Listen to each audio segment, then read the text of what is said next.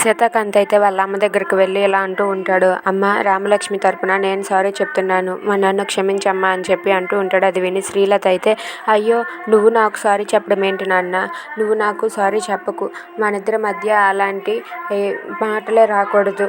అయినా రామలక్ష్మి మీరిద్దరూ సంతోషంగా ఉండండి, నా కారణంగా మీరిద్దరూ గొడవలు పడడం నేను చూడలేను, రామలక్ష్మి ఏదో అపార్థం చేసుకుంది అంతేలే అని చెప్పి అనేస్తుంది. అది విని సీతాకాంత్ అయితే, నువ్వెంత మంచిదానివమ్మా అని చెప్పి అనుకుంటూ ఉంటాడు. ఇంతలో సీతాకాంత్ రామలక్ష్మి దగ్గరికి వెళ్ళి, రామలక్ష్మి, నువ్వు మా అమ్మ విషయంలో అలా అనడం తప్పు, మా అమ్మ నా పైన ఎంత ప్రేమ చూపిస్తుందో అర్థం చేసుకో రామలక్ష్మి, మా అమ్మకి నేనంటే చాలా ఇష్టం, అలాంటిది మా అమ్మ నన్నెందుకు అలా చంపాలని చూస్తుంది, నువ్వు మా అమ్మని అపార్థం చేసుకుంటున్నావు, అర్థం చేసుకో రామలక్ష్మి అని చెప్పి సీతాకాంత్ అయితే రామలక్ష్మికి చెప్పి అక్కడి నుండి వెళ్ళిపోతాడు. అది చూసి రామలక్ష్మి అయితే, అయ్యో మీ అమ్మ ప్రేమ ఏంటో మీకు తెలిసేలా చేస్తాను, మీ అమ్మ ప్రేమ నిజమైనది కాదు, అదంతా అబద్ధం, ఆ ప్రేమ ఏ ప్రేమో మీకు తెలిసేలా అర్థమయ్యేలా నేను చేస్తానని చెప్పి రామలక్ష్మి అనుకుంటూ ఉంటుంది.